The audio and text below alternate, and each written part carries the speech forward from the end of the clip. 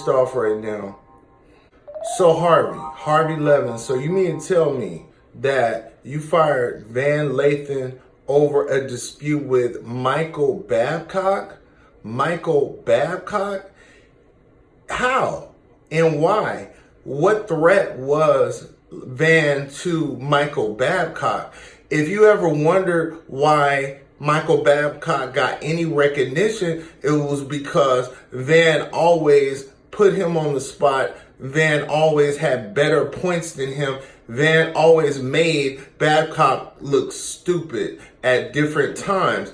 But Babcock hung in there, and he kind of brought out his own personality with the big crazy glasses and the hair. And then he became his own personality to where people started to like him because he was hella annoying at first, to be honest with you. But the fact that you're going to fire Van Lathan over a dispute that they had on air about politics, what does that have to do with the integrity of you as an employer to settle disputes with people? In terms of this, Van was not a threat. Whatever could have happened, I'm sure suspension would have been a good enough punishment.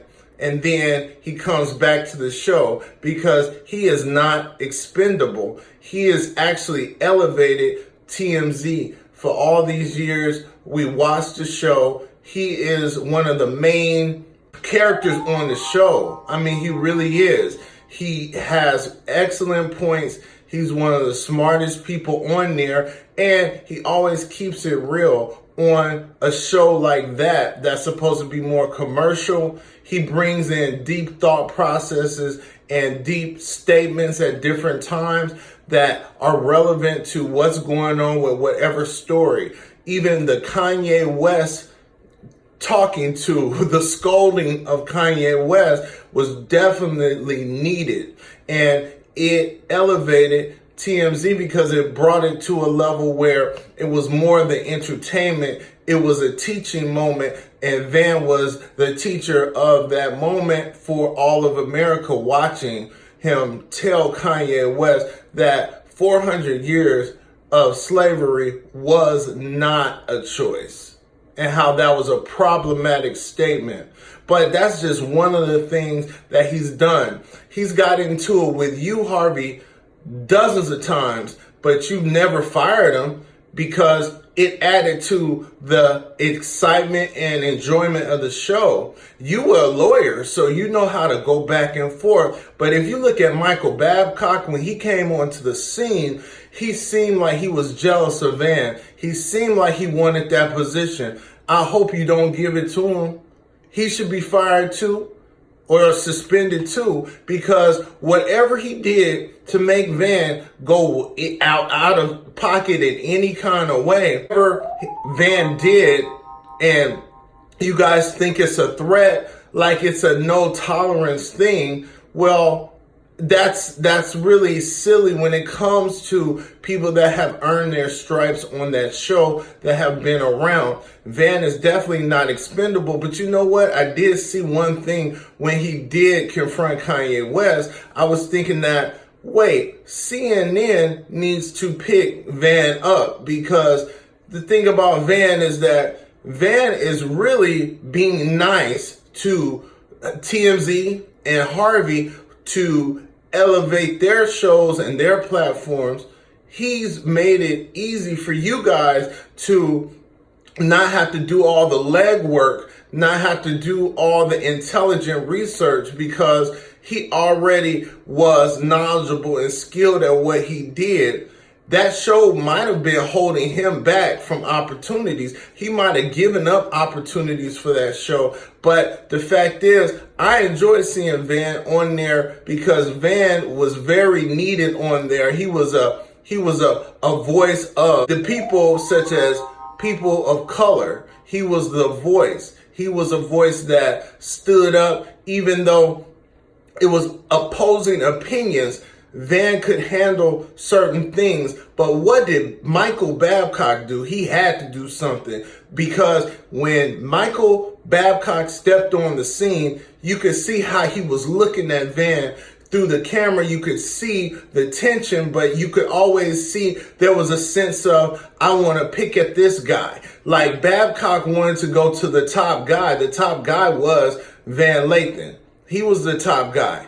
And Babcock realized he was not as smart as fucking Van. He was not as smart as Van Lathan. So it's no way that this was an altercation that was so threatening and so harmful that it had to first suspend Van for a couple of days and then let him go. You let Van Lathan go? Harvey, that was the dumbest thing I've ever heard you do. That was the dumbest move you could have ever made. Van had an audience that watched just because of him, not just because of the color of his skin. Some of them did watch because of the color of his skin. They was not listening to your African-American twin brother. So, I mean, I'm not even gonna go there with that. You know, I did do a blog post like years ago about how Harvey looks just like Charles. It's the thing about this is that you have a show that talks about people, that exposes people, and does it in a comical way, which is great, but you have to have some intelligent intellectual properties as far as people are concerned, giving information about any celebrity, any politics topics, any topics on sports. You got to have somebody on top of their game. And then you have Van Lathan, one of the best employees that you ever had, one of the best co-hosts that you ever had on the show. You fought with him, but Babcock was gunning for Van. He's been jealous from the beginning. You could tell, you could see he wanted to be as smart. He wanted to be as charming. He wanted to be as popular, but he just wasn't. He never got there on his own. And when he tried to go back and forth, he might have said something behind the scenes that went too far. It is not fair, but it's the way it is. When one door closes, another door opens. And I think that anybody that is in Hollywood and media will pick Van Lathan up. It's no way he's going to be, just discarded, because he's a very talented guy in the world of journalism or entertainment news. So you let me know what you think about Harvey Levin, because I have to blame, I don't know. I think Harvey has an affinity for Van, but I think that this is more of a, oh, he threatened me, Babcock. Oh, he hurt me. Oh, he said this and that. Maybe he bumped him a little bit, but he should not be fired over it. And it should not be a no tolerance to that when somebody contributes so much to that platform to make it successful. So you let me know. My name is Darrell. Look at my social media handles and links under there. Follow me on Twitter, Instagram, and Facebook.